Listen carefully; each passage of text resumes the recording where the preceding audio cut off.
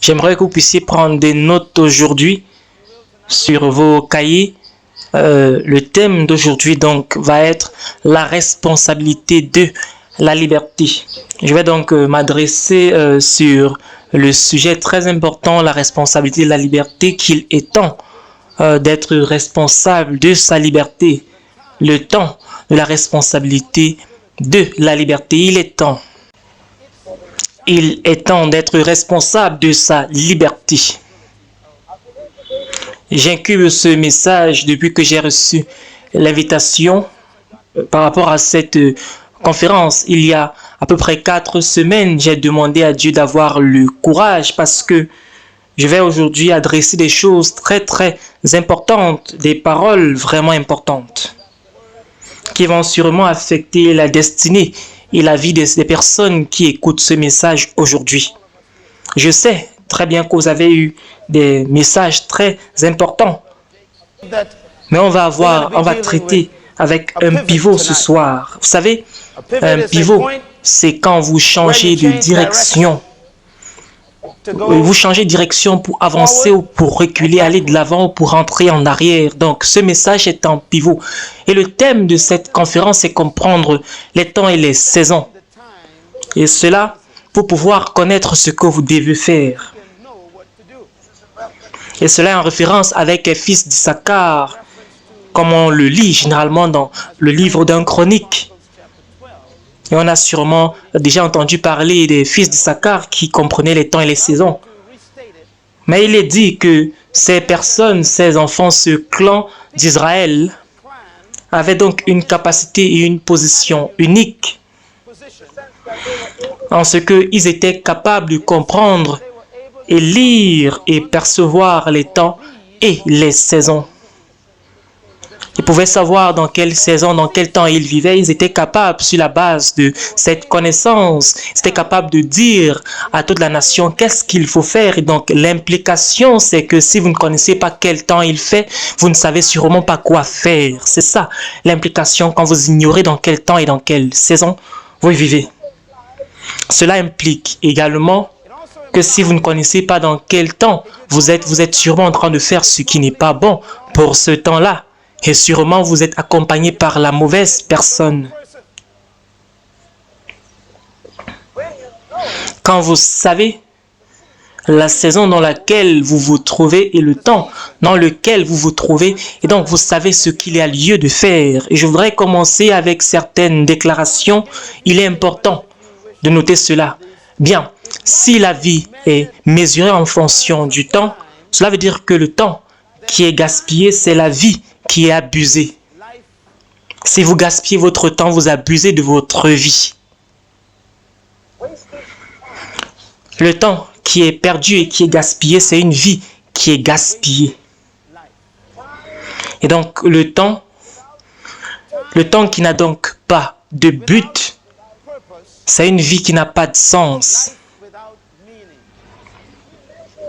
On mesure notre court séjour sur cette terre en fonction du temps qu'on a passé sur la terre. Eh bien, qu'est-ce que le temps? Il faut dire que le temps est une interruption dans l'éternité.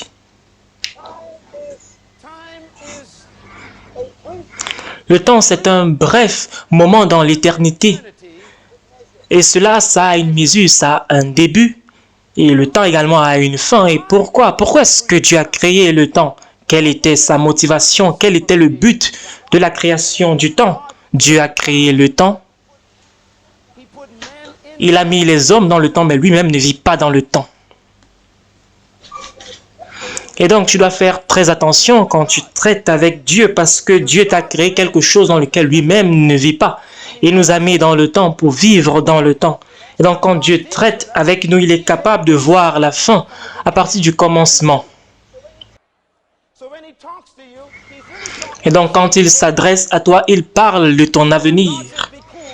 Et donc, quand Dieu dit que cela va bien se passer, il faut savoir que ça va bien se passer. Si Dieu te dit de te préparer, ça veut dire qu'il sait ce qui arrive. Et donc, il faudrait mieux te préparer parce qu'il voit toujours la fin à partir du commencement. C'est la raison pour laquelle il est appelé l'alpha et l'oméga. Et donc, pourquoi est-ce que Dieu a créé le temps? Je voudrais attirer votre attention. Un passage très important, Ecclésiaste au chapitre 3. Un de mes passages favoris parce que cela révèle quelque chose de très important. On va lire au premier verset. Et cela va nous dire pourquoi est-ce que Dieu nous a donné le temps. Il est écrit, il y a un moment pour tout et un temps pour toute activité sous le ciel. Très important, il faut noter ce passage. Lisons encore ce passage et cela dit, il y a un moment pour tout, un temps pour toute activité sous le ciel. Cela veut dire que toute chose a une saison. Toute chose a une saison. Ça veut dire que c'est une chose, ça a un moment, ça a un temps, ça a une saison. Et les prochaines phrases disent, et il y a un temps pour toute activité sous le ciel. Dieu est en train de dire que toute chose qu'il a créée, tout cela a un but et ce but existe. Il y a un temps dans lequel cela doit être accompli. Donc cela veut dire que toute chose qui existe sur la planète Terre, toi inclus, tu as été amené dans l'existence pour un but bien particulier. Ce but-là, il y a une saison attachée à ce but-là. Il y a un temps durant lequel cela doit se dérouler, se passer, s'accomplir. Donc le temps a été créé pour que le but puisse être accompli. Il faut prendre des notes à ce sujet. Le temps donc a été créé pour qu'un but puisse être accompli.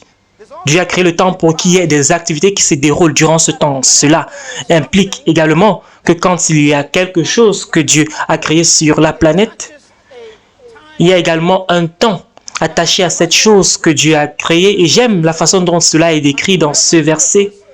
Et on dit, pour toute activité sous le ciel, il y a un temps.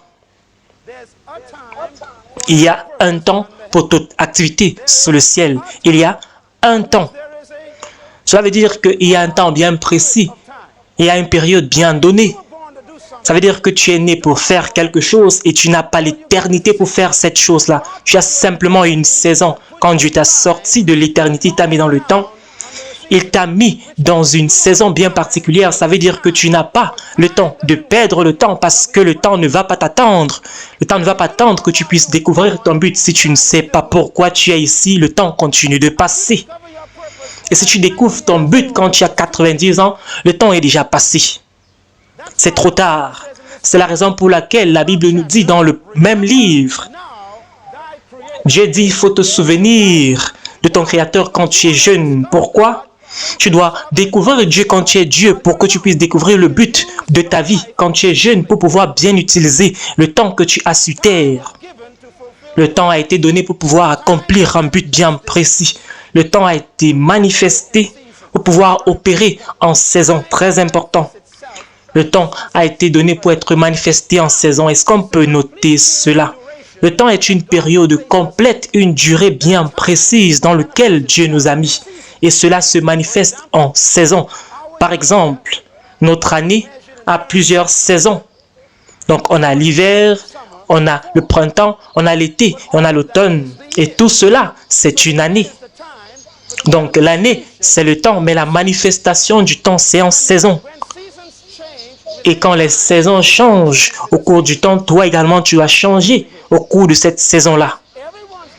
Donc ça veut dire que tout le monde est né dans le temps, mais tout le monde doit être dans sa saison et changer avec sa saison. Quand l'hiver arrive, tu ne portes pas le maillot de bain. Est-ce qu'on est ensemble? Et quand l'été vient, tu ne portes pas un blouson de froid. Donc cela veut dire que tu dois t'adapter, t'ajuster au changement de saison. Donc tout cela, c'est le temps, mais ça se manifeste en saison. Donc il faut dire que chaque saison, selon Dieu, est supposée accomplir quelque chose de bien précis selon ton but qui a été défini par Dieu. Et comment est-ce que Dieu mesure le temps? C'est très important. Comment est-ce que Dieu mesure ta vie? Et la réponse est très simple. Il mesure ta vie en ce qui concerne le but. Dieu ne mesure pas ta vie selon ton âge chronologique. En réalité, Dieu ne s'occupe pas tant de quel âge est-ce que tu as. Il n'est pas impressionné parce que tu as 70 ans ou 90 ans. En fait, très souvent, vieillir même peut t'incriminer. Pourquoi? Parce que la question que Dieu pose, c'est pas quel âge est-ce que tu as. Tu ne vas jamais voir ça dans les Écritures. La question de Dieu, généralement, c'est qu'est-ce que tu as fait avec le temps qui t'a été donné. Que Dieu ait pitié de nous. J'ai rencontré des personnes qui sont tellement fières de leur âge et ces personnes disent, Pasteur Miles, j'ai 90 ans. Gloire à Dieu aujourd'hui. J'ai 90 ans et c'est très bien d'être dans le Seigneur depuis toutes ces années. Dieu m'a gardé en vie. Je suis un vieux saint, gloire à Dieu. Et je vais dans cette église depuis 1000 ans. Gloire à Dieu, vraiment je suis un membre fidèle de cette église. Et ma question c'est, qu'est-ce que tu as fait avec ces 90 ans? Vous savez, la vie n'est pas mesurée par ta durée, mais ce que tu as donné au cours de ce temps pendant lequel tu as vécu sur terre. Ta vie ne doit pas être mesurée par est-ce que tu as vécu longtemps, par ta durée, mais par combien tu as donné pendant ta vie. Mais qu'est-ce que tu as fait pendant que tu étais en vie? La conclusion de Jésus-Christ pendant le jugement, c'est pas bien dit, fidèle serviteur. Dieu n'est pas impressionné par tes cheveux blancs. Il n'est pas impressionné par le fait que tu n'as même plus de cheveux parce que tu as une calvitie. Dieu veut savoir qu'est-ce que tu faisais quand ces cheveux étaient en train de tomber. Jésus-Christ dit que la réponse pendant le jugement va être claire. Bien fait, bon et fidèle serviteur. Donc, ta vie doit être mesurée par ce que tu as fait, non pas par ta durée, mais est-ce que tu as été efficace pendant que tu vivais? Et c'est pour cela que tu dois découvrir ton but pour maximiser ta saison et accomplir ton but durant ton temps sur la terre.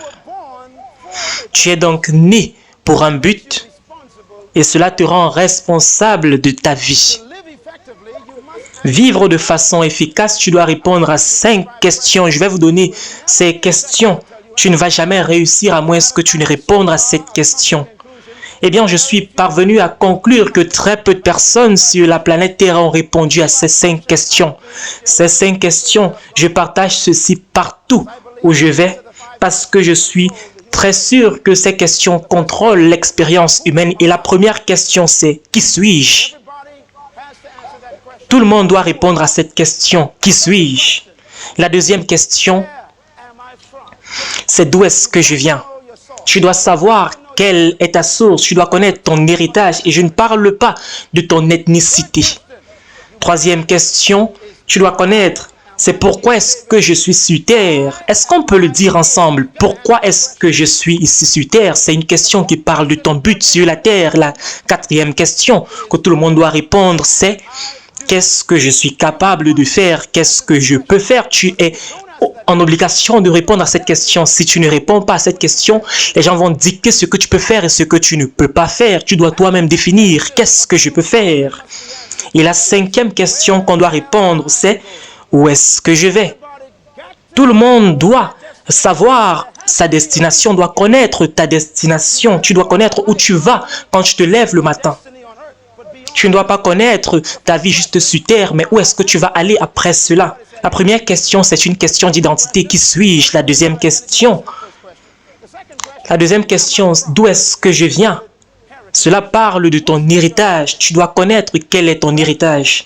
La troisième question de pourquoi est-ce que je suis sur terre? C'est une question qui a à voir avec ton but. Tu dois connaître, tu dois avoir un sentiment d'importance. Pourquoi est-ce que tu es ici sur terre? Quelle est ta raison d'être? Et la quatrième question, qu'est-ce que je peux faire? C'est une question sur ton potentiel, ta capacité. La cinquième question, où est-ce que je vais? Ça parle de l'espoir. Vous savez, une vie qui n'a pas d'espoir va toujours se soumettre au suicide. Une vie qui ne sait pas où elle va être une vie suicidaire. Tu dois pouvoir répondre à ces questions. Pourquoi? Parce que si tu n'as pas la réponse à ces questions, Au lieu d'avoir une identité pour toi-même, tu vas prendre l'identité d'autres personnes. Et il faut dire que la plupart des problèmes qu'on a aujourd'hui dans notre monde, c'est à cause du fait qu'on n'a pas répondu à ces 5 questions. Les gens entrent dans des groupes de bandits parce qu'ils n'ont pas d'identité, ont des coiffures bizarres, des cheveux qui ont des couleurs bizarres parce que ces personnes n'ont pas d'identité. On ne sait plus qui on est, on n'a pas d'identité, on n'a pas répondu à la question qui suis-je, on n'a pas d'héritage. Les gens parlent de racines, je rentre vers mes racines, on ne sait pas d'où est-ce qu'on vient, on n'a pas d'identité dans ce sens, on ne connaît pas quel est notre héritage. Vous ne pouvez pas découvrir votre héritage quand vous rentrez vers votre terre ancestrale. Vous ne pouvez pas découvrir qui vous êtes, d'où est-ce que vous venez. En rentrant, par exemple, en Afrique, moi, je me rends compte quand je voyage en Afrique que même les Africains ne savent même pas qui ils sont. Donc, simplement rentrer en Afrique ne te permet pas de connaître d'où est-ce que tu viens. Donc, rentrer dans ton pays d'origine ne te dit pas exactement d'où est-ce que tu viens. Vous savez, ces personnes sont aussi confuses que vous. Vous ne pouvez pas découvrir votre identité dans votre terre d'héritage, dans votre ethnicité. Il y a quelque chose qui est bien au-delà de cela. Et généralement, on fait référence à ton ethnicité comme ta terre maternelle. Il faut dire qu'on ne prend pas son nom de famille, de sa maman. Vous savez, l'identité ne vient pas de la mère, mais ça vient du père.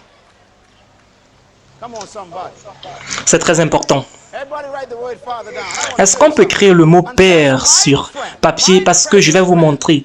Et il se trouve que le pasteur de cette église va bientôt être papa. Je vais vous expliquer ce que cela veut dire d'être père. Je vais vous donner une révélation.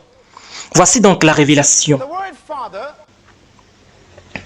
Le mot père, c'est le mot grec et le mot hébreu qui est traduit comme le mot pata. P-A-T-A. Pata. Et ce mot a une signification très importante. Ça veut dire source et soutien. Le mot pata veut dire source et soutien. Cela veut dire que quelque chose ou quelqu'un qui a engendré une chose, une personne, un enfant est appelé le père. Celui qui est donc la source d'une chose est son père. Et ça soutient également ce qui sort de celui-là. C'est pour cela que Dieu ne s'appelle jamais mère. Parce que l'homme a été créé à l'image de Dieu. Dieu ne s'appelle jamais mère. Pourquoi? Parce que la mère n'est pas la source. Dieu s'appelle le Père de la création parce que toutes choses ont été créées par lui et sans lui, rien n'a été créé. Et tout ce qui existe, tout ce qui est vu est venu du monde invisible. Tout ce que tu vois est venu de Dieu. Avant que toute chose a été créée, tout cela sortait de Dieu. Donc Dieu était comme enceinte avec tout l'univers en lui avant la création de toutes choses visibles. Donc ça veut dire que si tu rencontrais Dieu avant que tout le monde ait été créé, il y avait tout cela en lui, mais tu ne devais pas savoir parce que tu devais juste voir que Dieu. Donc quand toute chose est sortie de Dieu, le simple fait que c'est sorti de Dieu veut dire que Dieu est le pata, il est le Père, il est la source, il est également le soutien. Donc ça veut dire que ce qui sort de la source est soutenu par la source. C'est pour cela que dans le livre d'Hébreux, il y a une phrase très intéressante. Il est dit que autrefois Dieu nous parlait de nombreuses façons par les prophètes, mais en ces jours, Dieu nous parle par son Fils, par qui il a créé l'univers. Et il soutient toutes choses. Comment? Par sa parole puissante. Ça veut dire que tout ce qui est sorti de Dieu, il soutient cela. C'est pour cela qu'il a appelé le Père. Donc, un Père est la source d'une chose qui soutient également la chose. Tu n'es pas un Père si tu produis juste quelque chose. Tu es Père quand tu soutiens ce que tu as produit, ce que tu as engendré. On va entrer encore plus en profondeur. Quand Dieu voulait créer la race humaine, il n'est pas parti vers le sol plus d'une fois. Et les femmes ne sont pas venues du sol, de la terre. Dieu est allé vers la terre une seule fois, il a créé un seul homme. Restons ensemble. Dieu a créé un seul être humain à partir du sol, qu'il a formé avec la terre. Et Dieu n'est pas rentré vers la terre quand il voulait créer la femme. Il n'est plus jamais rentré vers la terre. Donc ça veut dire que quand Dieu a créé ce seul corps, il y avait tous les êtres humains qui vont jamais être créés dans ce seul corps. Donc ça veut dire que quand Dieu a pris ce corps, il l'a mis dans le jardin d'Éden, il a mis tout le monde qui devait être créé dans le corps de cet homme qui était dans le jardin d'Éden. Donc il y avait ce seul corps avec tout le monde et il parlait à ce seul homme. Donc quand il parlait à Adam, il parlait également à toute la race humaine. Dieu a créé l'homme masculin exactement comme lui-même pour le représenter, comme il est Dieu et la source de toute la création. Il a créé donc le mâle pour être la source de toute la race humaine. C'est la raison pour laquelle un mâle, un homme, c'est le père. Non pas parce que sa femme a voté pour lui, non pas parce que sa femme a décidé ainsi, mais c'est parce qu'il engendre, mais également parce qu'il soutient. Tu es père parce que c'est à partir de toi que Dieu a pris toute autre chose. Quand Dieu a créé ce masculin, il l'a mis dans le jardin, il a donné des instructions au mâle. Il a dit à l'homme masculin, la première chose qu'il a demandé à l'homme, c'est de travailler.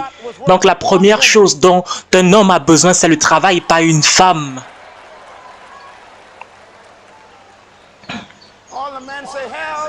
Est-ce que tous les hommes peuvent dire Amen? Tu n'as pas besoin d'une femme, tu as besoin d'un boulot. Très important.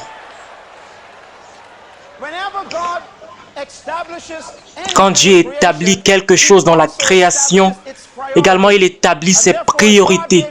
Et donc Dieu a donné d'abord le travail au masculin. Et donc en ce qui concerne Dieu, la priorité pour un masculin, un homme, c'est le travail, non pas d'abord une femme. Et c'est la raison pour laquelle tu ne dois pas épouser un homme qui ne veut pas travailler.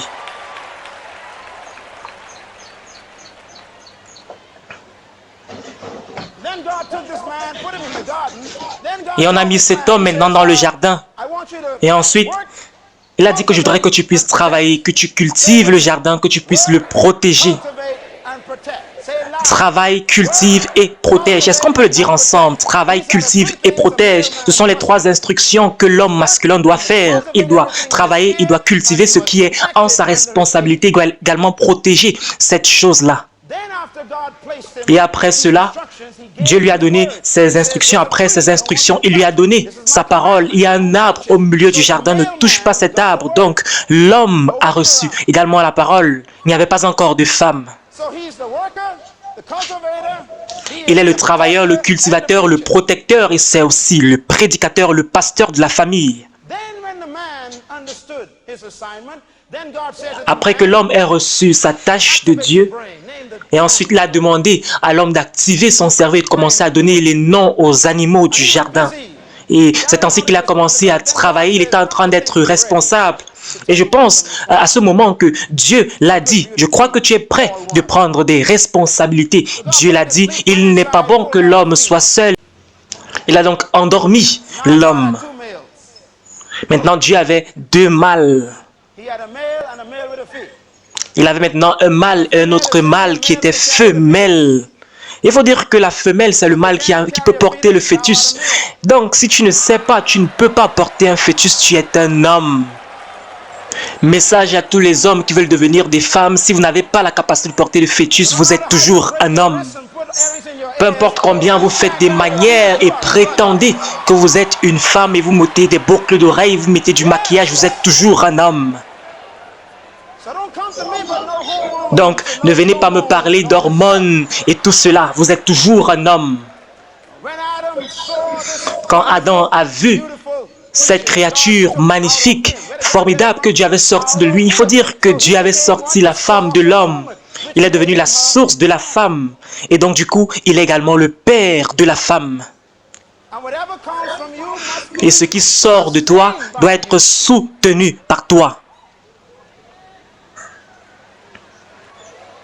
J'espère que vous allez comprendre ce message. C'est la raison pour laquelle les femmes ne cherchent pas de mari, elles cherchent un père. Elles veulent un homme qui peut continuer là où leur père s'est arrêté. Est-ce qu'on est ensemble? J'ai l'impression que c'est très profond pour vous. Est-ce qu'on est ensemble? Vous savez, le problème, c'est que la plupart des femmes ont juste des maris, mais n'ont pas de père. Un père soutient, il conseille, il donne du guide, il protège, il cultive. C'est la raison pour laquelle la plupart des hommes ne comprennent pas pourquoi est-ce qu'il y a une inclination naturelle d'appeler ta femme bébé.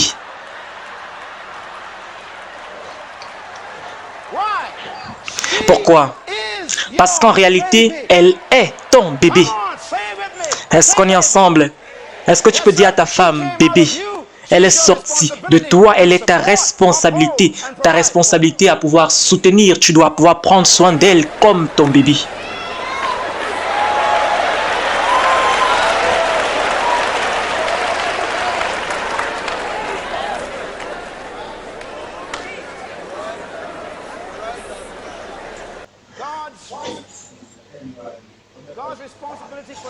La responsabilité de Dieu pour le mal est très bien connue. Il est le Père. Donc, si tu n'es pas encore marié, chaque fois qu'une femme, une jeune fille vient dans ta présence, tu es un père. Si tu pars en rendez-vous avec elle, tu deviens son père. Donc, si tu l'abuses, on appelle cela l'inceste. Si tu abuses d'elle sexuellement, c'est l'inceste.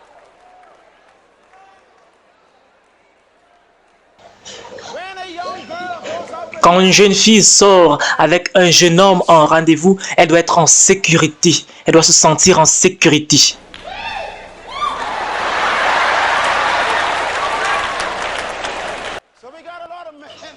Donc on a beaucoup d'hommes qui marchent prétendant être des hommes simplement parce qu'ils ont un enfant. Il faut dire que vous n'êtes pas père jusqu'à ce que vous soutenez cet enfant-là. C'est que vous avez simplement engendré, mais vous n'êtes pas réellement père.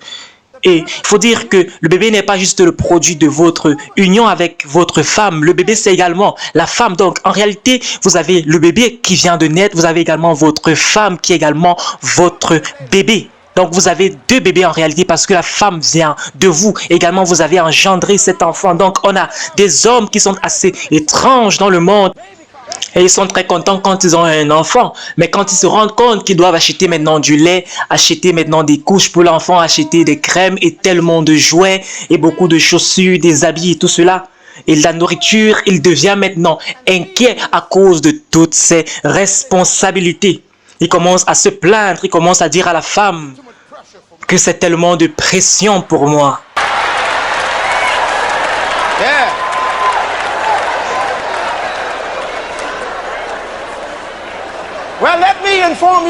Bien que je vous informe au sujet de quelque chose, il faut noter ceci s'il vous plaît. N'appelez pas à la responsabilité la pression. C'est votre responsabilité, c'est pas la pression, c'est votre enfant, c'est votre bébé, c'est vous qui avez engendré cet enfant. Donc vous devez soutenir cet enfant, prendre soin de cet enfant, supporter tout ce que l'enfant va faire comme caprice, protéger l'enfant, cultiver l'enfant, enseigner l'enfant. C'est la raison pour laquelle Jésus a un nom assez étrange dans le livre d'Ésaïe. Il n'est pas juste le Fils qui est né, mais il est également le Père éternel. Je crois que vous allez comprendre ça plus tard. Il n'est pas seulement le mari de l'Église, mais il est également le Père de l'Église. C'est pour cela qu'il pourvoit tous les besoins de l'Église. Il te couvre, il te protège, il t'enseigne, il te suit, il te conduit, il fait tout cela. Pourquoi? Parce que tu es son bébé, tu es son enfant, il est ton Père, il est le Père éternel.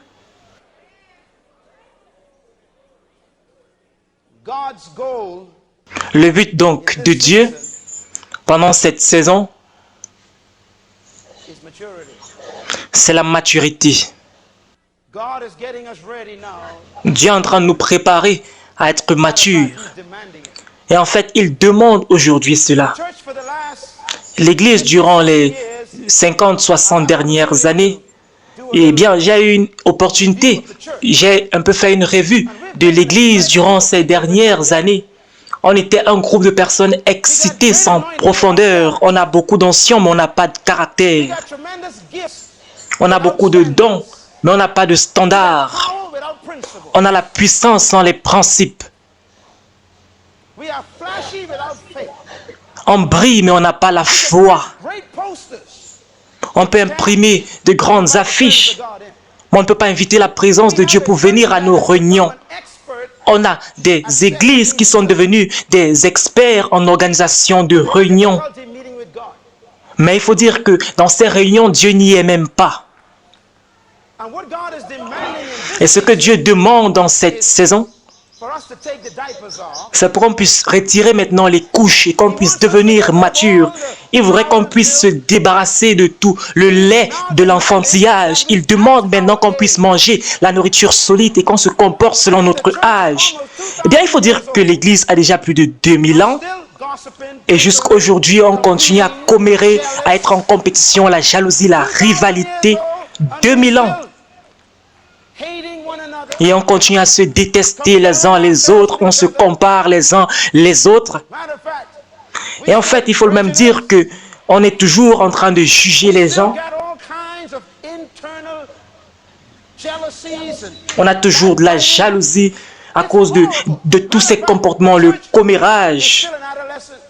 Il faut dire que l'Église est toujours adolescent. L'Église n'a pas encore les seins. Il faut dire que Jésus ne va pas épouser une adolescente. Il ne va pas épouser une petite fille. L'Église, c'est l'épouse de Christ. Il ne va pas épouser une enfant. Il demande qu'on puisse aujourd'hui grandir. Qu'on grandisse aujourd'hui. Et quand on grandit, cela appelle à la responsabilité. Est-ce qu'on peut le dire ensemble? La responsabilité. Est-ce qu'on peut le dire à haute voix? La responsabilité. La responsabilité. Est-ce qu'on peut le dire à haute voix? La responsabilité. C'est à ça que Dieu nous appelle aujourd'hui. Rien n'est aussi destructif que l'irresponsabilité. Le caractère le plus commun qui est en train de marquer notre société aujourd'hui à échelle mondiale, c'est ce comportement d'irresponsabilité. L'irresponsabilité est définie comme des personnes qui refusent d'être responsables de leurs actes, qui ne rendent pas compte, qui manquent du sens du compte rendu, qui ne répond pas à sa conscience instable, volage, lunatique, peu fiable, non fiable, pas digne de confiance, laxiste. Beaucoup de chrétiens sont laxistes, des personnes irresponsables, des personnes immorales.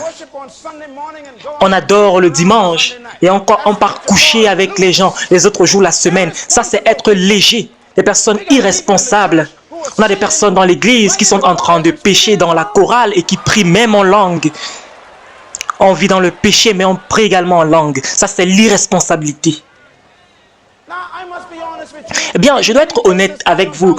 Très souvent, je ne doute pas du salut de ces gens. Je pense que ces personnes sont juste irresponsables. L'irresponsabilité veut également dire que ces personnes sont imprévisibles. Vous ne savez pas ce que ces personnes vont faire tout prochainement. Ils ne rendent pas de compte à quiconque. Ces personnes sont juste irresponsables, inconscientes. Des personnes, on ne peut pas compter sur eux. Instables, peu fiables. Ce sont des personnes qui également, il faut le dire, qui transfèrent le blâme. Quelqu'un qui est irresponsable transfère le blâme pour leur caractère, pour leur comportement, toujours en train d'accuser les autres, le monde entier aujourd'hui en train de souffrir cela. L'irresponsabilité. Personne ne veut accepter le blâme pour leurs actions, leurs décisions, leurs situations et même les circonstances qu'ils traversent. On est expert pour blâmer le passé pour notre avenir. On blâme nos parents pour notre comportement. On blâme les enseignants pour notre ignorance. On blâme nos leaders pour la façon dont la société se trouve. On blâme la maladie pour la situation. On blâme tout pour tout le monde. Même les parents blâment leurs enfants. On blâme la cigarette et les sociétés de fabrication de cigarettes pour le cancer du poumon. On blâme le gouvernement pour le manque d'emploi. Bien, je vais faire une pause à ce niveau. J'ai un problème avec ce point. Vous savez pourquoi vous ne travaillez pas? Parce que vous ne voulez pas travailler.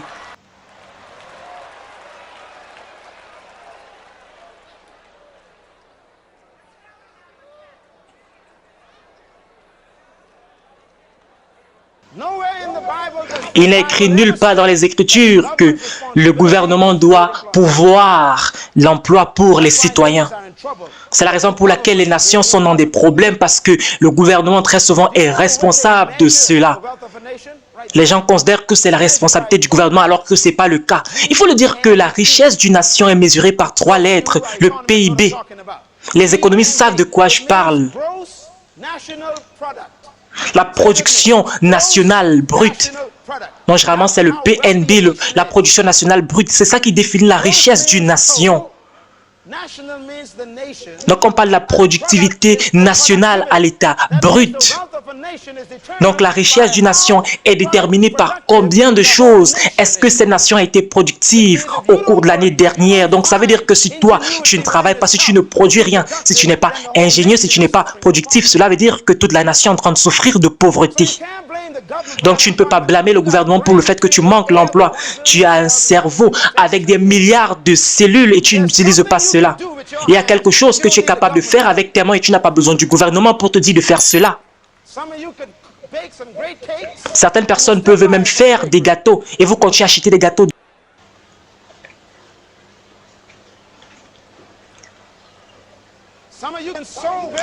Certains d'entre vous pouvez coudre les habits et vous continuez à acheter des habits depuis Paris.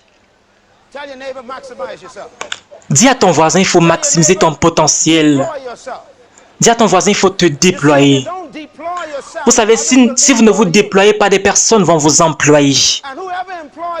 Et quiconque vous emploie va déterminer quelle est votre valeur. On va déterminer votre salaire. Et moi, j'ai décidé il y a quelques années que personne ne peut payer ce que moi je vaux. Et donc, on blâme le gouvernement pour notre manque d'emploi, on blâme l'alcool pour notre état, on blâme nos épouses pour notre comportement, on blâme les maris pour notre dépression.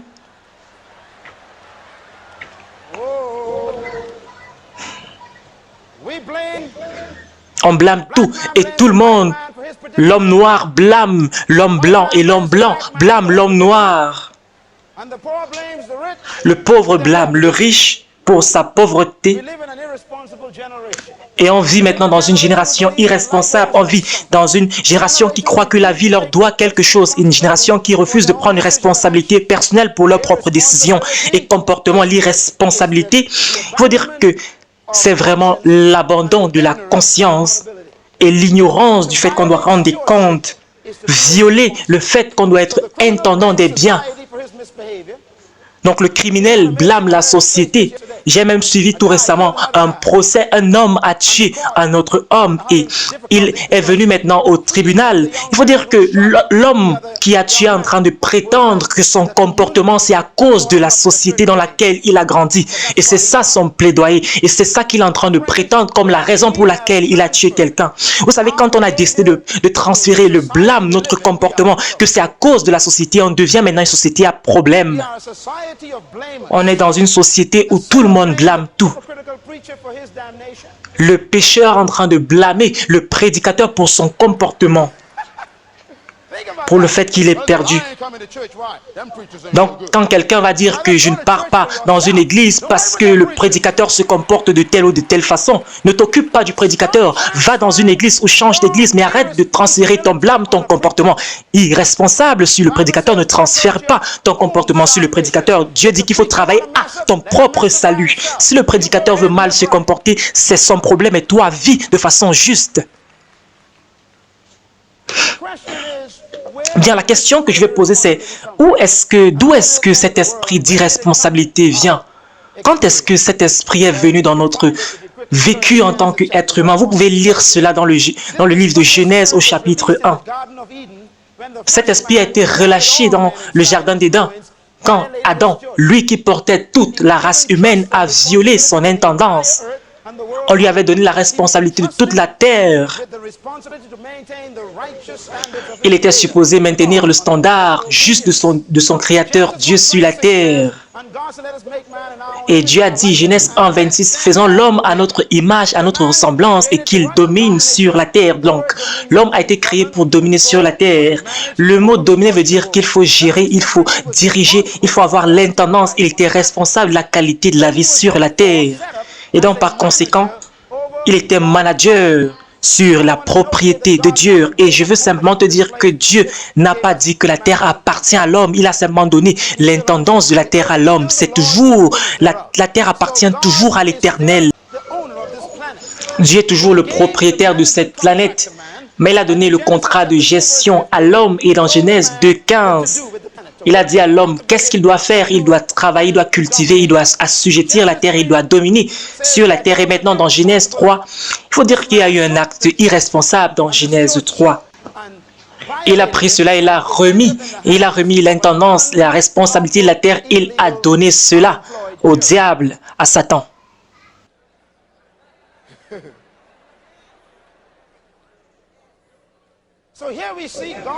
Et voici maintenant, on voit la propriété de Dieu est mal gérée. Et ça tombe maintenant entre les mains d'un diable, Lucifer. Dans Genèse 3, je voudrais que tu puisses regarder quelque chose qui a changé ma vie. Je fais maintenant très attention, quelque chose m'a marqué récemment. En fait, je me rends compte que Dieu n'est pas ce qu'on croit qu'il est. J'apprends tellement de choses au sujet de Dieu et je commence même à suspecter la théologie que je reçois très récemment dans l'église. Pendant que je lis les Écritures, ça commence même à détruire ma théologie moi-même. Il faut dire que la parole de Dieu sait faire cela. Dans Genèse 3, cela dit, il y a eu la chute de l'homme, l'homme a désobéi. Ils ont perdu le contrat de gestion de la terre dans Genèse 3. Quelque chose s'est passé.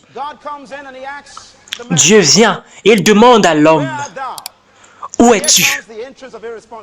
Et voici l'entrée de l'irresponsabilité. Il transfère le blâme à quelqu'un d'autre. Il dit, cette femme que tu m'as donnée, c'est la cause de tous ces problèmes. Est-ce qu'on peut dire ensemble, Pata? Elle est sortie de toi. Comment est-ce que tu peux blâmer quelqu'un qui est sorti de toi pour ton comportement? C'est la raison pour laquelle Dieu a ignoré sa réponse. Et quand le trouble est tombé sur l'humanité, Dieu n'est jamais parti vers la femme, il est allé vers l'homme. Il est allé vers la source. Il a dit, où es-tu? Et ce n'était pas une question de localisation, c'était une question de disposition. C'était une question de tu es hors de position. Tu n'as pas bien géré ta maison, Adam. Vous savez, Adam a été créé comme mâle et le mâle est un donneur et la femme, c'est elle qui reçoit. Donc la femme, la femelle, maintenant, je vais adresser un point très important. La femme est conçue par Dieu pour recevoir. Et ce qu'elle reçoit, elle va incuber, elle va multiplier cela et elle va redonner cela à l'homme. Elle a été bâtie pour faire les choses comme ça. Donc tout ce que tu donnes à une femme, elle reçoit, elle multiplie, elle te le redonne. Tout ce que tu donnes à une femme, est-ce qu'on écoute, cher frère, quand tu donnes quelque chose à une femme, elle va multiplier cela et elle va te le redonner. Il faut dire qu'elle ne va jamais te redonner ce que tu lui as donné. Elle va d'abord le multiplier. Elle a été conçue de cette façon-là par Dieu.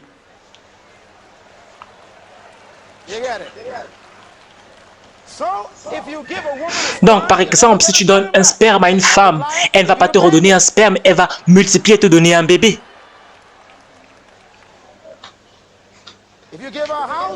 Si tu lui donnes une maison, elle va multiplier, elle va te donner un foyer. Si tu lui donnes des vivres, elle va te donner un repas. Si tu lui donnes la frustration, elle multiplie. Et elle te donne l'enfer.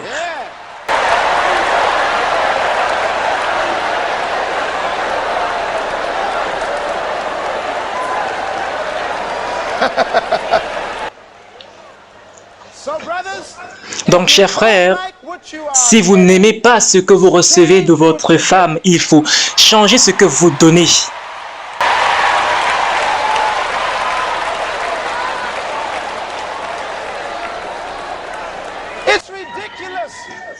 C'est tellement ridicule de dire à une femme, où est-ce que tu as obtenu ceci? Est-ce que tu peux imaginer le pasteur en train de dire que je ne sais pas d'où est-ce que cet enfant vient, puisque sa femme est enceinte? Non, c'est lui qui a donné cela à la femme et la femme est en train de lui redonner ce qu'il a donné.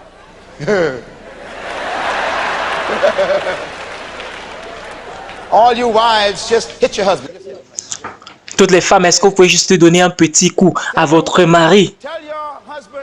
Dites à vos maris, si tu n'aimes pas ce que moi je suis en train de te donner, il faut changer ce que toi tu me donnes. Adam, qu'est-ce qui s'est passé? C'était ça la question que Dieu lui a posée. Où es-tu? Comment est-ce que tu es devenu comme ça? Et la première réponse qu'il a donnée, c'est cette femme. Et depuis ce jour, l'homme a commencé à dire, cette femme que tu m'as donnée, cette femme a accusé et a jeté le blâme sur quelqu'un d'autre. C'est ça qu'on appelle l'irresponsabilité. Transférer le blâme depuis ce jour. L'homme évite la responsabilité en transférant le blâme sur les autres personnes. Depuis ce jour, Dieu tente de restaurer l'homme à sa place de la responsabilité et dans tout ce que Dieu fait avec l'homme, dans toutes les cultures, dans toutes les expressions ethniques, dans chaque pays, Dieu a conçu l'homme pour être restauré à sa responsabilité. Dieu voudrait que l'homme redevienne ce qu'il a créé. Dieu cherche toujours à ce que l'homme rentre et redevienne un agent qui a une volonté, mais qui est responsable. Dieu est responsable de la création de l'homme. Il a créé l'homme pour être un esprit indépendant et avec une volonté indépendante. Il voulait que l'homme puisse diriger, conduire et dominer sur la terre, gérer la terre, mais par son pouvoir du choix. L'homme a reçu la volonté pour pouvoir faire des choix. Très important à retenir. Et donc, pendant que nous regardons des générations qui sont passées avant nous, des individus que Dieu, avec lesquels Dieu a travaillé, on va voir quelque chose d'assez distinct. Il y a des principes que moi j'ai découverts qui s'appliquent dans tous les cas. Et j'aimerais juste mentionner quelque chose à ce niveau.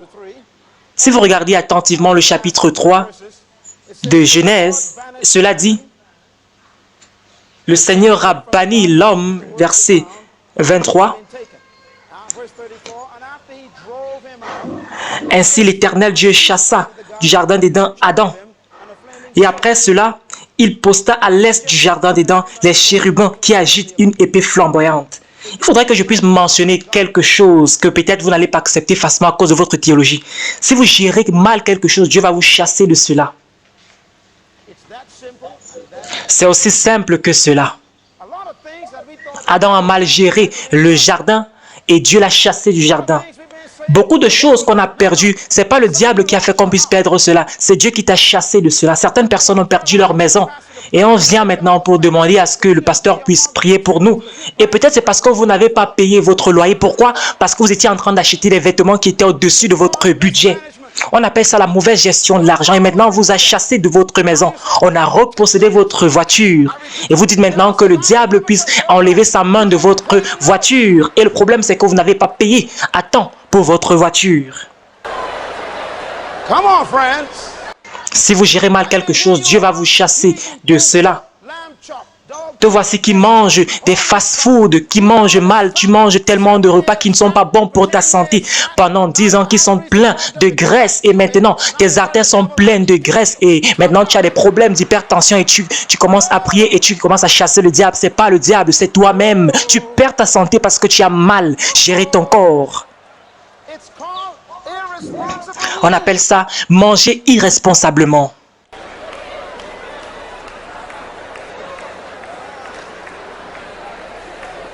Tell your neighbor, I feel myself growing up. Il faut dire à ton voisin, je sens que je suis en train de grandir par ce message. It's amazing how we blame. C'est assez étonnant de comment est-ce qu'on aime blâmer, on aime transférer le blâme au diable pour notre comportement irresponsable. You don't exercise? Tu ne fais pas d'exercice physique. Well, I might as well touch it. Peut-être que je dois parler de ce point. You eat more.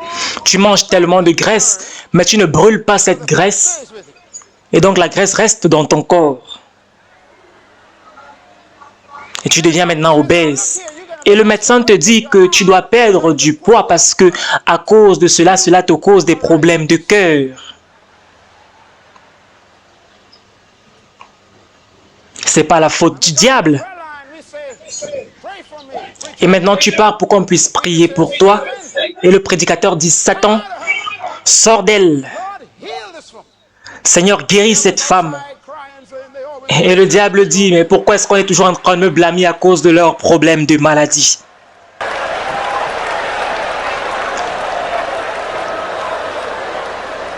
Irresponsibility. Ça, c'est l'irresponsabilité. No. Non.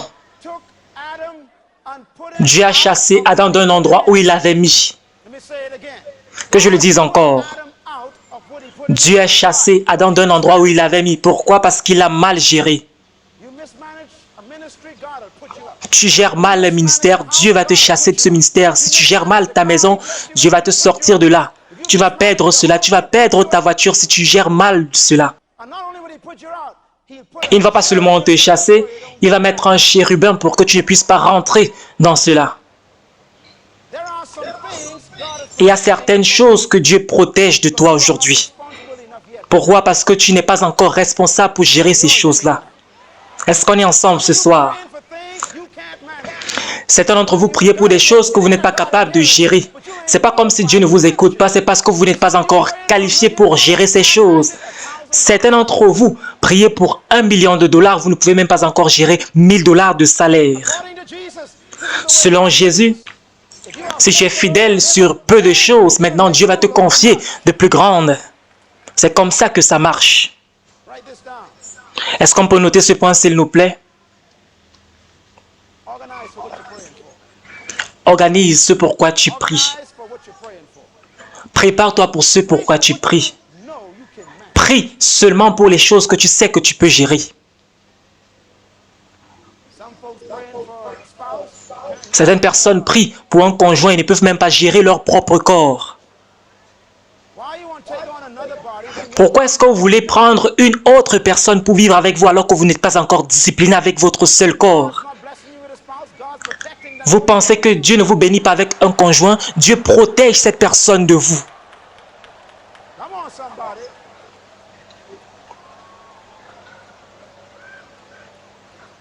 Everybody say responsibility. Est-ce qu'on peut dire ensemble la responsabilité? Now I'm going to be driving this home. What I'm going to say in the next 30 minutes. Ce que je vais dire dans les 30 prochaines minutes va être difficile à gérer et à accepter. Mais c'est très important de le dire. All right. So what Bien. does God do? Donc, qu'est-ce que Dieu fait? Depuis que l'homme a chuté et qu'il est devenu irresponsable, qu'est-ce que Dieu fait? Position of responsibility. Dieu veut nous ramener à une position de responsabilité. Durant les 40 dernières années, quelque chose s'est passé. Et un changement très distinctif dans l'équation. Exists right now. La plupart des générations présentes aujourd'hui, Like surtout ceux qui sont tellement populaires aujourd'hui, ce qu'on voit aujourd'hui, by virtue of their numerical growth.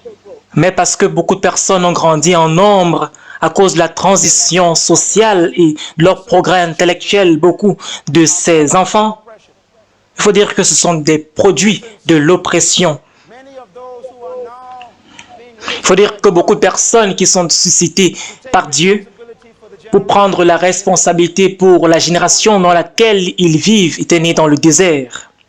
most of them were never in Egypt. La plupart d'entre eux n'étaient jamais réellement en Égypte, mais ils ont toujours l'odeur de l'Égypte sur eux. Products of oppression. Ils sont le produit de l'oppression. It's worse. Et rien n'est pire que de vivre avec une personne, vivre dans le présent avec une pensée du passé. Ces personnes portent toujours la marque de l'Égypte dans leur conscience et continuent à lutter avec la mentalité de l'esclavage et de l'abus. Beaucoup d'eux sont aujourd'hui en train d'écouter ce message. Leur séjour dans le désert, c'est une période très importante. God did something interesting. Dieu a fait quelque chose d'intéressant. Et voici l'équation que je voudrais que tu puisses maintenant mettre dans ta pensée. Les enfants d'Israël, c'était un type de l'Église, comme de la même façon comme un type de ta vie personnelle. Ça illustre ta vie personnelle et l'Église aujourd'hui. Jésus-Christ fait référence à eux. Également, l'apôtre Paul fait référence à eux quand il parle de notre salut personnel et notre expérience avec Dieu. Si vous étudiez cela attentivement, vous allez voir certains principes très importants. Le premier principe, c'est qu'ils étaient liés. Ils étaient sous le joug de l'esclavage pendant 430 ans. Est-ce qu'on peut dire l'Égypte? Je voudrais que tu puisses noter le mot Égypte sur papier. Il y a 3 phases pour la liberté. The first phase is bondage. Et la première phase, c'est être sous le joug de l'esclavage. Tout le monde est né en Égypte. Toi et moi, vous savez, l'Égypte représente être sous les liens. L'esclavage, tu ne pouvais pas te délivrer toi-même de cela. Ils étaient là pendant 430 ans. Ils étaient sous le joug de cet esclavage et ils ont crié à Dieu. Notez que c'est l'illustration pour la délivrance et la liberté dans la vie d'un être humain. Et la deuxième phase maintenant, c'est la délivrance. Est-ce qu'on peut dire délivrance? Il les a délivrés de l'esclavage. Et Dieu fait la même chose avec toi. On est né dans le péché, toi et moi. Et maintenant dans le péché, on est né. On est né ainsi. Tu n'es pas devenu un péché, tu es né en tant que pécheur. Tu ne commences pas à pécher, tu es né dans le péché. C'est pour cela que tu dois naître de nouveau. Nous sommes nés dans l'esclavage au péché. Donc tu ne peux pas changer un être humain simplement en ajustant son comportement. Cet être humain doit naître de nouveau. C'est pour cela que je suis un peu préoccupé par la psychologie, la psychiatrie et toutes ces sciences. J'aime bien ces sciences, j'aime tout cela. Ce sont des bonnes professions, mais quand on cherche à changer un être humain, j'ai un problème avec cela. Je n'ai pas de problème s'ils sont concernés avec l'âme. Mais s'ils veulent maintenant changer l'esprit, on ne peut pas changer cela avec la psychologie. Pour changer l'esprit, il faut le sang de Jésus. Les gens doivent naître de nouveau par le Saint-Esprit. Et donc, quand Dieu te sort de l'esclavage, personnellement ou en tant que communauté, en tant que nation, quand il te sort de l'esclavage, il t'amène dans la délivrance. Il faut noter que la délivrance, ce n'est pas la liberté.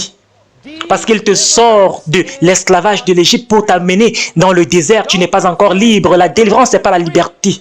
Ne confonds jamais la délivrance et la liberté. Je vais dire certaines choses aujourd'hui. J'espère que vous allez vraiment comprendre le sens profond de ce que je veux dire par là. Quand les gens sont délivrés, ils font ce que Myriam a fait. Ces personnes commencent à danser, à jouer des tambourins. Quand vous êtes délivrés, vous dansez. Vous chantez. Vous criez. Vous jouez des tambours. C'est à ce moment qu'on peut dire que oui, vous êtes encore dans l'état de délivrance, mais vous n'êtes pas encore libre. Il les a sortis de l'Égypte. Ils sont passés par la mer des roseaux, mais ils ne sont pas partis à Canaan directement. Ils étaient simplement délivrés pour entrer dans le désert. Que Dieu m'aide à expliquer cela. Et d'un côté du désert, il y a la mer des roseaux. Et de l'autre côté du désert, il y a le Jourdain. Au milieu, c'est le désert. De l'autre côté de la mer des roseaux, c'est l'Égypte. Et de l'autre côté du Jourdain, c'est Canaan.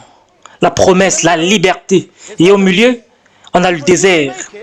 Et pour que toi, tu puisses réussir, pour que tu puisses expérimenter ta vraie liberté, tu dois d'abord passer par le premier cours d'eau, qui est ton premier baptême.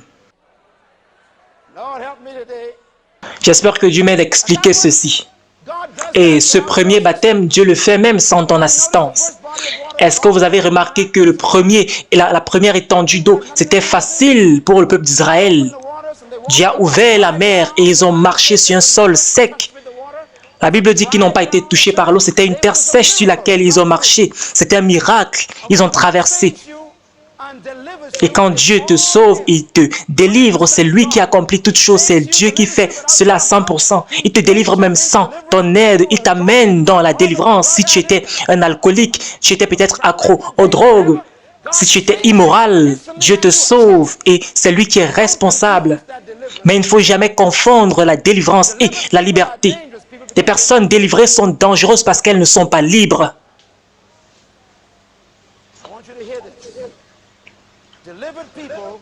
Les personnes délivrées, généralement confondent la délivrance et la liberté. Mais les personnes délivrées sont dangereuses parce qu'elles n'ont pas encore changé. Et tout ce qui change, c'est simplement leur localisation géographique. Et la raison pour laquelle Dieu ne va jamais sortir un peuple directement pour les amener dans la liberté, c'est parce que si vous êtes resté dans l'esclavage pendant un long moment, vous n'avez pas encore la mentalité de la liberté. Donc, il doit vous former dans le désert pour vous sortir de la mentalité de l'esclavage pour pouvoir entrer dans Canaan, parce que Canaan veut dire également responsabilité. Ça veut dire liberté, mais il y a également de la responsabilité. Le désert est conçu pour vous sortir ou bien pour sortir l'Égypte de vos têtes. Il faut dire que si vous n'apprenez pas vos leçons dans le désert, Dieu va vous enterrer dans le désert. Et on se pose vraiment la question, pourquoi est-ce que certains groupes dans le monde entier ne progressent pas? Beaucoup d'années, ils ont été délivrés, ils se plaignent toujours. Ils sont délivrés, ils blâment toujours le passé, ils blâment toujours tout le monde. On transfère toujours le blâme. Ces personnes sont simplement délivrées et Dieu continue de les enterrer dans le désert. Pourquoi? Parce que Dieu ne va pas permettre que l'esprit d'Égypte d'entrer à Canaan.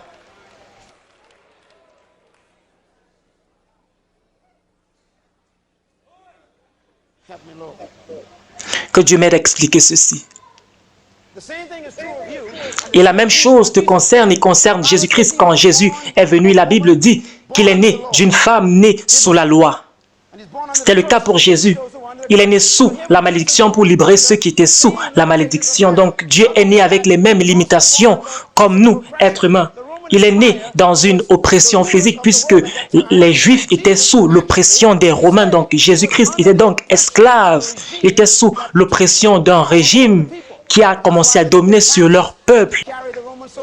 C'est pour cela qu'ils devaient porter les épées des soldats romains, ils devaient porter leurs boucliers, porter leur équipement, ils devaient payer des taxes, ils étaient des esclaves.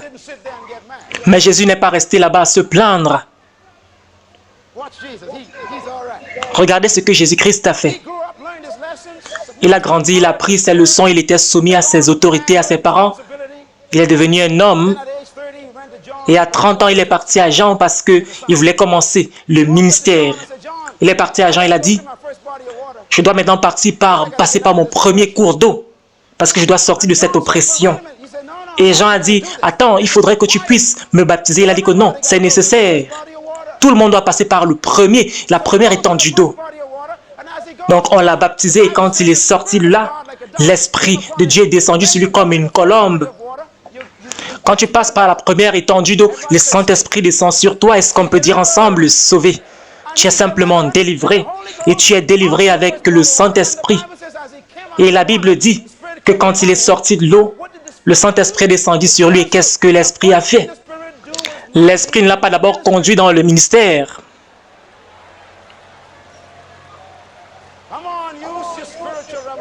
Utilisez votre révélation spirituelle.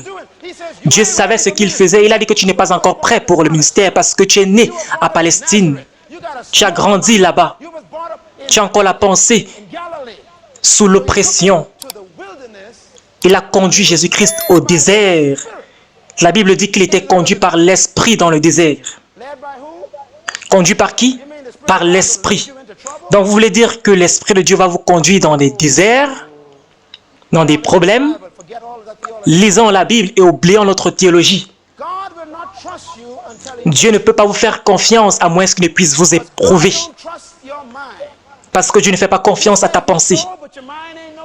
Il a sauvé ton âme, mais ta pensée n'est pas encore transformée. Et la Bible ne dit pas tel un homme croit, tel il est, mais c'est tel il pense, tel il est. Donc Dieu doit changer ta façon de penser.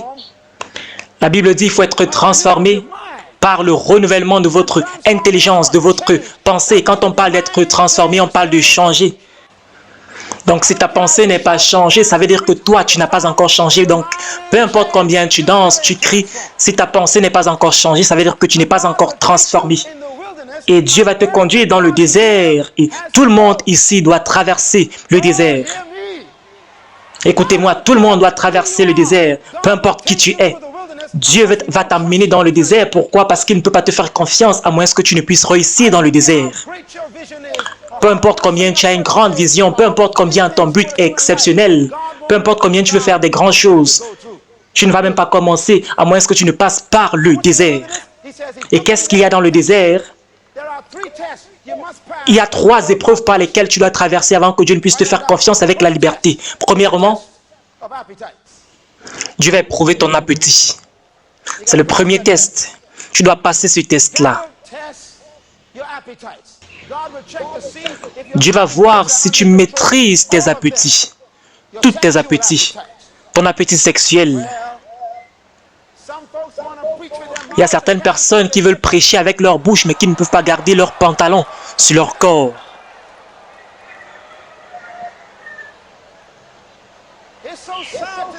C'est tellement triste aujourd'hui de voir des hommes et des femmes de Dieu qui veulent entrer dans le ministère, mais qui ne veulent pas avoir la maîtrise de leur corps en ce qui concerne les appétits sexuels.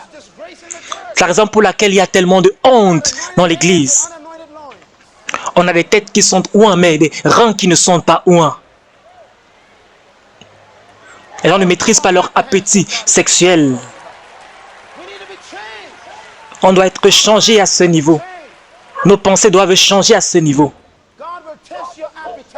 Dieu va éprouver ton appétit pour la nourriture. Et c'est la première épreuve que Jésus-Christ a traversée. Ton appétit d'être sous contrôle. La deuxième épreuve par laquelle tu dois passer,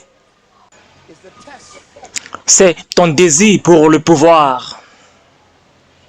Il va éprouver ton désir pour le pouvoir.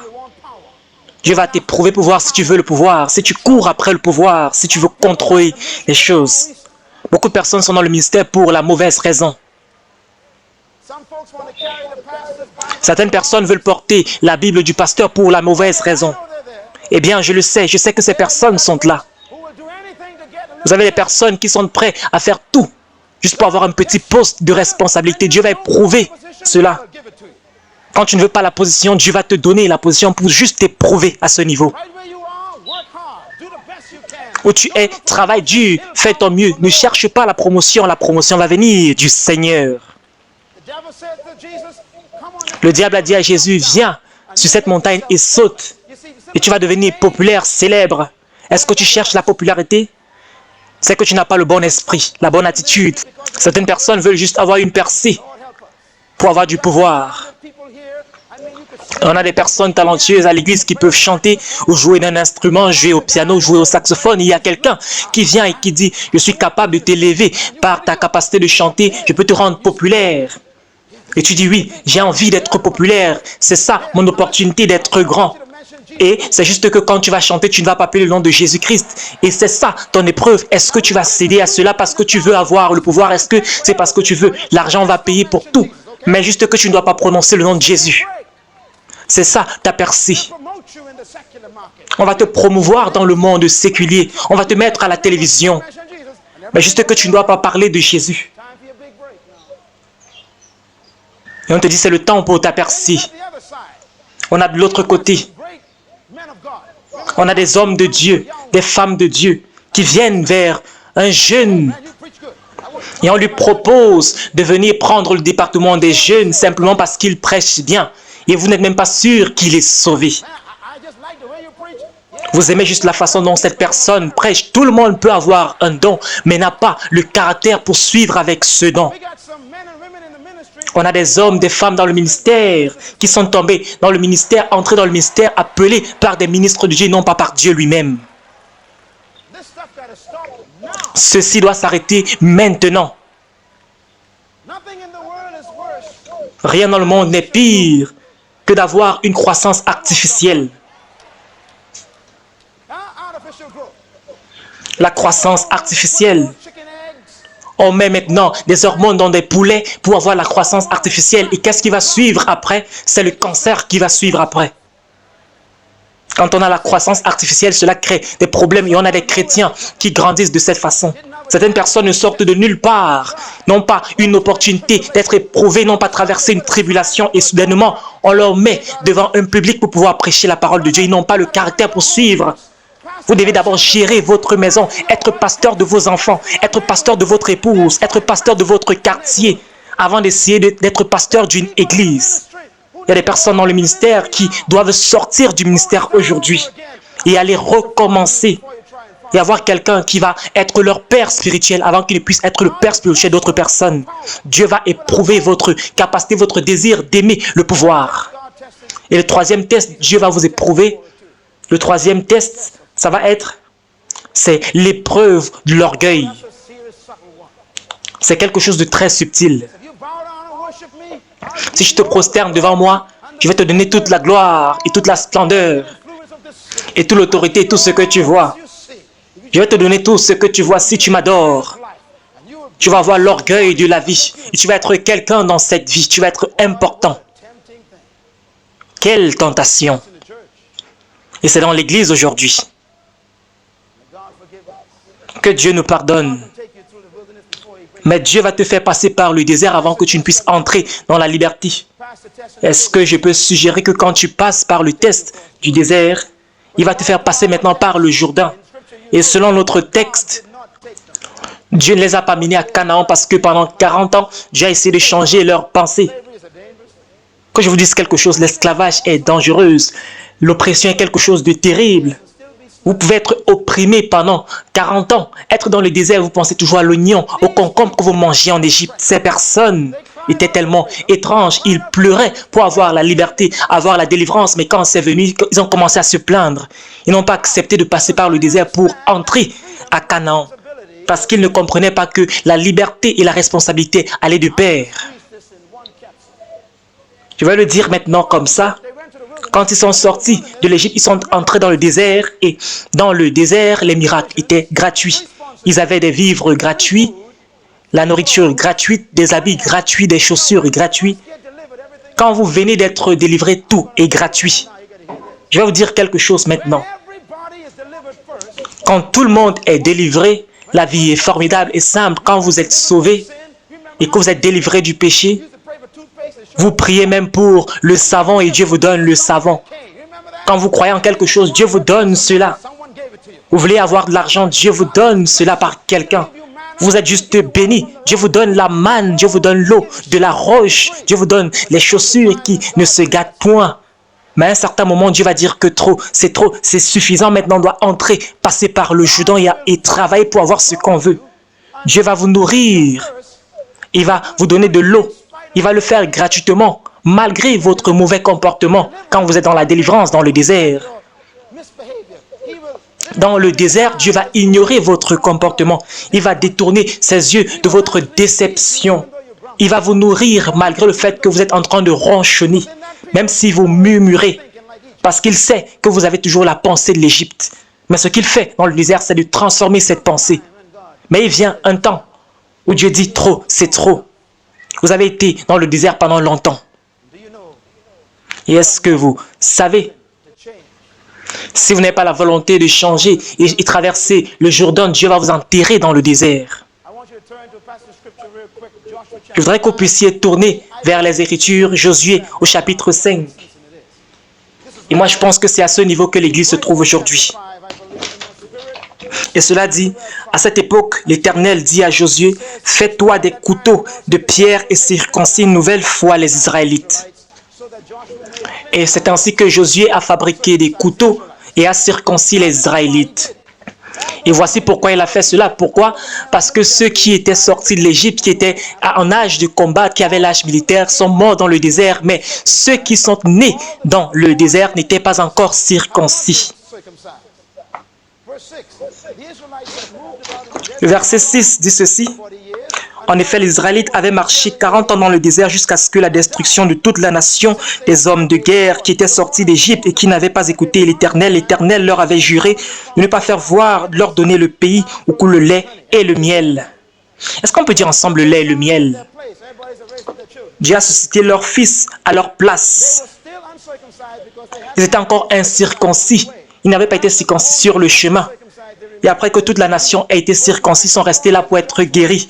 Verset 9, l'Éternel dit à Josué, « Aujourd'hui, j'ai fait rouler loin de toi la honte de l'Égypte. » Et c'est ainsi que Dieu a appelé cet endroit Gilgal. Dieu s'est rassuré que tous ceux qui ne pouvaient pas changer leurs pensées sont restés dans le désert. Dieu va garder quelqu'un en vie. Il sait que cette personne ne peut pas changer.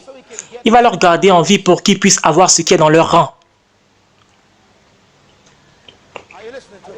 Est-ce que vous écoutez? Donc, il y a des personnes qui sont en vie, ils pensent que Dieu est avec eux. Dieu voudrait juste sortir leurs enfants de leur rang. Dieu a gardé ces personnes pendant 40 ans parce qu'il y avait une génération en eux. Il voulait que cette personne puisse sortir, ces personnes puissent sortir de leur rang.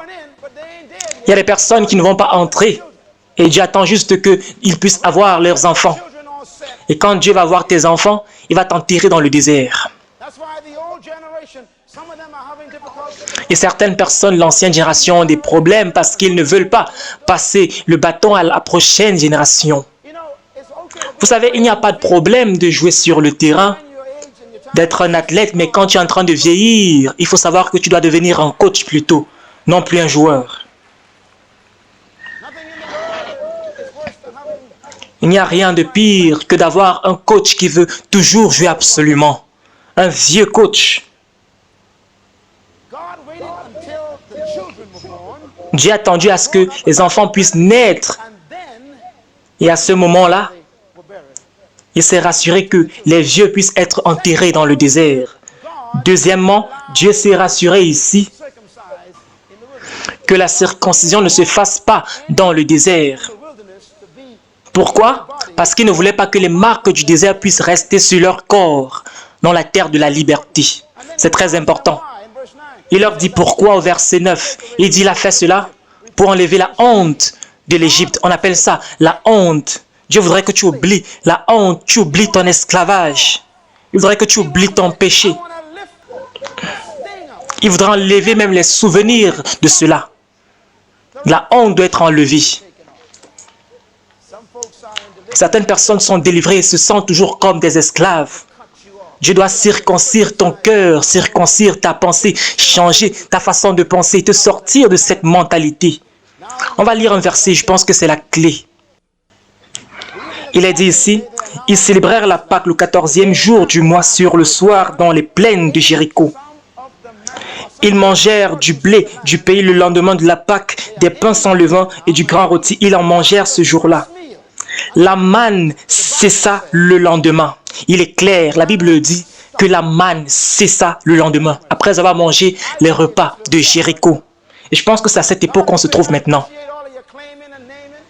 Dieu dit, j'apprécie le fait que tu réclames et tu proclames, tu demandes les bénédictions par-ci et par-là et c'est fini aujourd'hui.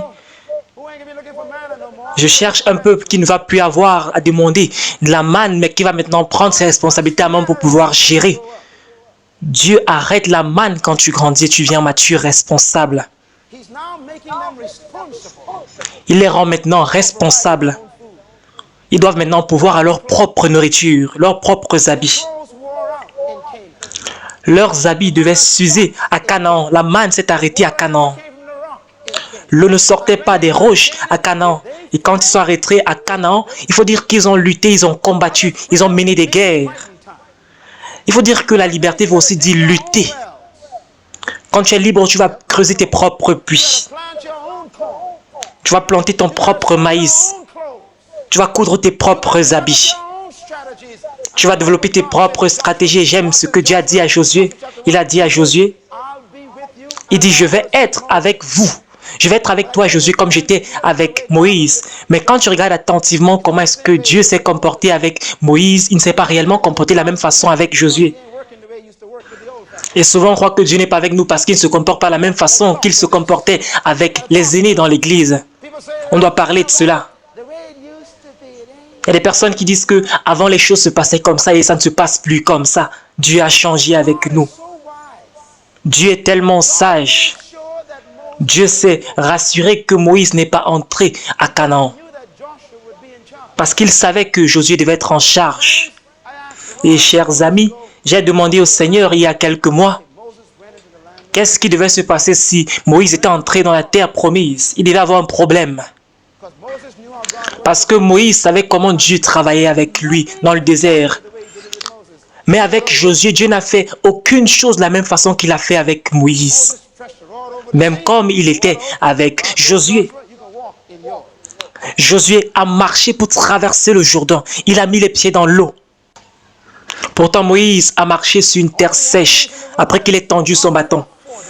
Tous les ennemis dans le désert, Dieu a lutté pour eux. Et maintenant, quand ils sont arrivés à Canaan, Dieu a demandé à ce qu'ils puissent prendre des épées. Avec Moïse, j'ai travaillé pour lui. Mais avec toi, Josué, je vais travailler avec toi, pas pour toi. Certaines personnes veulent toujours que Dieu puisse faire tout pour eux. Dieu voudrait que tu sois une personne responsable. Il veut t'enseigner la responsabilité. Il faut maintenant que tu lises la Bible pour toi. Aucun pasteur ne doit plus lire la Bible pour toi. Tu dois prier pour toi-même. Tu n'as pas besoin qu'un ministre de la parole de Dieu qui voyage puisse prier pour toi. Ne permets pas que quelqu'un puisse venir te dire que tu dois donner de l'argent pour être béni. Ne donne pas parce que tu veux être béni, donne parce que tu aimes Dieu. Sois responsable. Dieu voudrait des personnes qui sont responsables aujourd'hui. Il cherche des personnes qui savent qu'ils vont faire cela parce que c'est juste de faire les choses ainsi. Non pas parce que ces personnes recherchent d'abord la bénédiction ou quelque chose de Dieu. La manne a séché, la manne n'est plus jamais revenue. Donc j'ai une nouvelle pour vous. Il n'y a pas de plus grand fardeau que la liberté. Il n'y a pas de fardeau aussi lourd que celui de la liberté. La sécurité de l'esclavage, c'est l'absence de la responsabilité. Que je puisse le dire encore. La sécurité de l'esclavage, c'est l'absence de responsabilité. En d'autres termes, les gens aiment l'esclavage parce qu'en esclavage, tu ne dois pas être responsable. Le confort de l'oppression, c'est l'absence de la détermination de soi-même. L'attraction de l'assujettissement, c'est le privilège qu'on peut toujours blâmer. Quand tu es assujetti, tu es oppressé, tu peux toujours blâmer ton oppresseur. Mais quand tu es libéré, tu ne peux blâmer personne. Plus d'hommes et de femmes dans cette salle écoutant ce message ont plus peur de la liberté qu'ils n'ont peur de l'esclavage. Pourquoi? Parce que la liberté est effrayante. Le cri de la liberté finit souvent avec des murmures du regret. L'enfant demande la liberté de ses parents. Un conjoint demande la liberté de son partenaire. L'esclave demande la liberté de son maître. La colonie demande la liberté de son oppresseur colonial. Les jeunes demandent la liberté des lois même. Les gens veulent être libres des lois. Et qu'est-ce qui se passe par après? Qu'est-ce qu'on veut dire quand on dit qu'on recherche la liberté? La perception générale de la liberté, c'est le suivant. C'est que la liberté, c'est l'absence des lois et des restrictions. Ou bien que la liberté, c'est le manque de travail et toute obligation. Ou bien que la liberté, c'est se retirer de toute forme de responsabilité. Que la liberté, c'est le droit de faire comme on veut. Que c'est se relaxer éternellement. Que la liberté, c'est se relâcher toute forme de contrôle extérieur. Cependant, toutes ces définitions de la liberté sont erronées et dangereuses. Et la plupart des personnes embrassent ces définitions. Mais il faut dire que la vérité, c'est que la liberté impose plus de lois que même l'esclavage. La liberté demande plus de travail que l'esclavage. La liberté demande plus de responsabilité que l'esclavage. La liberté demande que tu puisses faire la bonne chose. La liberté impose le besoin d'avoir un contrôle intérieur, une discipline personnelle plutôt qu'une discipline qui vient de l'extérieur. Quand tu es libre, tu as besoin de plus de contrôle, de maîtrise de toi-même. De façon inconsciente, il faut dire que l'assujettissement et l'esclavage sont plus attractifs que la liberté. Pourquoi? Parce que les demandes imposées par la liberté sont plus lourdes. On fuit la liberté parce qu'on ne veut pas assumer la responsabilité de notre comportement. Toute méconception de la liberté va toujours entraîner des liens. Et beaucoup de personnes vont confondre la liberté avec l'indépendance. Beaucoup de personnes disent que la liberté, c'est ne pas rendre des comptes. Mais il faut dire que la liberté est très intéressante. La liberté, c'est le mot grec politia qui veut dire citoyen. La liberté, c'est un attribut de Dieu. La Bible dit qu'il fait toutes choses selon le conseil de sa volonté. Et par cela, Dieu exprime le fait qu'il s'autodétermine. Il est un être libre qui agit selon le conseil de sa volonté, selon sa perfection. Dieu montre le fait qu'il est la raison de ce que tout existe sur la terre. Et pour tout ce qui existe sur la terre, tout homme doit exercer également cette volonté. La Bible dit qu'il a créé toutes choses par et pour sa volonté et pour lui-même. La liberté pour nous, êtres humains, créés à l'image de Dieu, c'est la capacité de la pensée et la volonté de choisir parmi les alternatives, la capacité de choisir entre Dieu et le diable, entre le bien et le mal, et par conséquent, l'homme détermine lui-même son avenir et sa destinée. Pendant qu'il choisit parmi les différentes options de la vie, l'homme a été créé en l'image de Dieu. Et également, il a reçu la liberté morale. Le péché résulte de l'abus de cette liberté. Romains 7, 19 nous dit comment est-ce que l'homme est devenu victime de ses propres abus. Et bien qu'il possède toujours la liberté normale, il est emprisonné spirituellement. La liberté est essentielle à toute responsabilité morale, et la responsabilité morale, c'est une des facultés de la pensée humaine. On va maintenant étudier la définition de la liberté. Et quand on parle de liberté, on va étudier ce que cela dit dans l'Ancien Testament, depuis le livre de Genèse. La liberté, c'est donc quoi? La capacité de dominer. C'est le droit de dominer sur ton environnement. La liberté, c'est le droit de gouverner, de gérer ton environnement, non pas les autres êtres humains. Genèse dit qu'ils dominent sur leur environnement, sur la nature, sur les animaux, les poissons. C'est une autorité qui est déléguée, donnée par Dieu, pour pouvoir gérer ta sphère d'influence. La liberté, par conséquent, te rend responsable et tu dois rendre des comptes. Dieu a simplement délégué l'autorité, mais il ne t'a pas donné le droit d'avoir la possession, de posséder la terre. Et donc, la liberté est toujours dans le cadre de la délégation. Il n'y a pas de liberté sans droit, sans loi. Par conséquent, la liberté, c'est toujours soumis à la loi. La liberté veut dire que tu n'es pas sous le contrôle d'un être humain, mais que tu es soumis aux principes établis par Dieu. La liberté, ce n'est pas l'absence de travail ou l'annulation de responsabilité, mais plutôt un appel au travail. Vous êtes appelés à accomplir les devoirs de la responsabilité. Et Jésus a conclu ceci en parlant de la liberté. Il dit, tu vas connaître la vérité, et la vérité va t'affranchir et va te rendre libre. Et donc la liberté ne peut pas être donnée par un être humain, et c'est découvert quand tu découvres la vérité au sujet de toi et au sujet de la vie. Un esclave n'a pas une place permanente dans la famille. Jean 15, mais le Fils appartient à la famille pour toujours. Les serviteurs, il dit, doivent être promus pour devenir des amis.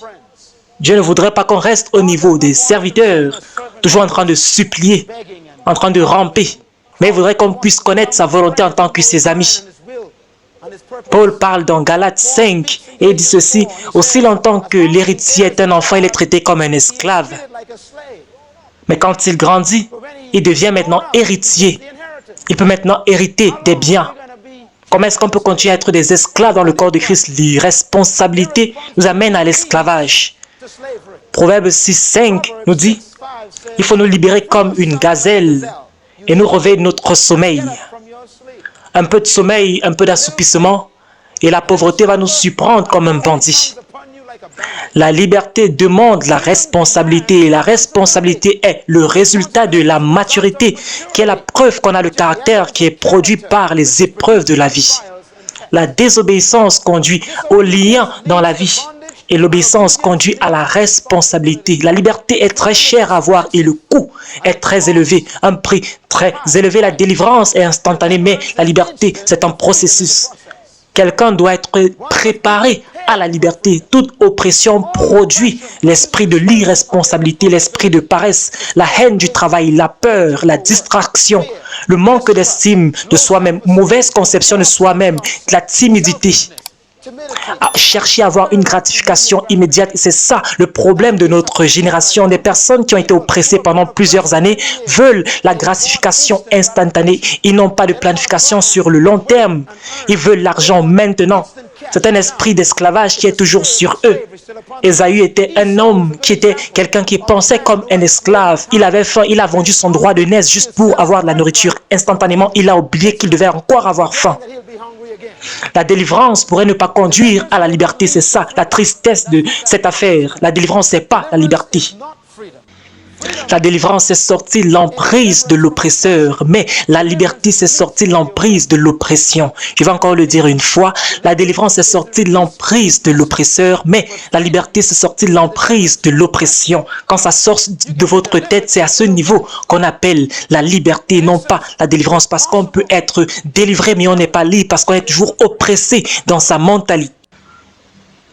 Le pouvoir de l'oppresseur, c'est quand il maintient l'ignorance. Et par conséquent, les oppressés doivent être libérés par la connaissance de la vérité. L'oppresseur et l'oppressé doivent être délivrés et libérés. Il faut dire que l'oppressé doit être délivré de l'oppression. Mais maintenant, l'oppresseur doit être délivré de sa perception, de la compréhension de l'oppressé. Je dis bien que l'oppressé doit être délivré de l'oppresseur. Mais même l'oppresseur doit également être délivré de sa mauvaise conception de l'oppressé. J'ai l'impression que vous devez réécouter ceci plusieurs fois. Vous savez, quelqu'un peut vous délivrer physiquement, mais il ne vous accepte pas comme quelqu'un qui est égal à lui.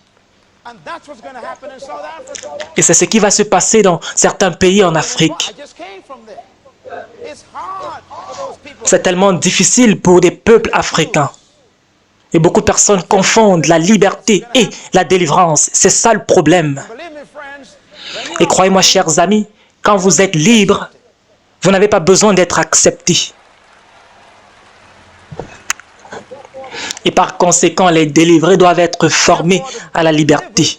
La plupart des chrétiens sont des esprits délivrés avec des pensées opprimées. La délivrance soudaine peut accabler un esclave et ramener cette personne dans l'état d'oppression. Et c'était ça l'échec de la colonisation dans mon expérience dans mon pays. Et cela a produit des personnes dépendantes en tant que des colonies. Et quand on a reçu notre indépendance, on était toujours dépendant sur les colonisateurs. Il faut dire que la délivrance n'est pas synonyme, ou dirais-je plutôt, l'indépendance n'est pas synonyme à la liberté. On va lire le livre d'Ecclésiaste. Ecclésiaste 10 au verset 5. Je voudrais que tout le monde puisse lire ça avec moi. Ecclésiaste 10 au verset 16 plutôt. Le livre d'Ecclésiaste est dans l'Ancien Testament. Il faut dire qu'il faut faire très attention à ce que tu lis. Cela peut détruire et va sûrement détruire ton ignorance. Et cela dit, malheur au pays où l'esclave devient un roi. Je vais encore répéter cela. Malheur à toi, nation, quand un esclave devient roi. Ecclésiaste 10, verset 16. Malheur à toi, pays, quand un esclave devient roi. Qu'est-ce que Dieu est en train de dire? Il est en train de dire que quand un homme qui est responsable a une pensée, un esprit opprimé, tu es dans des problèmes très sérieux. Si je devais dire ce que Dieu est en train de penser pour cette situation, cette saison, aujourd'hui, dans cette saison, voici ce que Dieu est en train de dire, parole prophétique. Dieu désire aujourd'hui que nous soyons transformés mentalement pour la liberté. On a été délivrés, on a dansé pendant longtemps, pendant quelques centaines d'années, mais maintenant on doit entrer dans une nouvelle saison, l'époque maintenant de la responsabilité.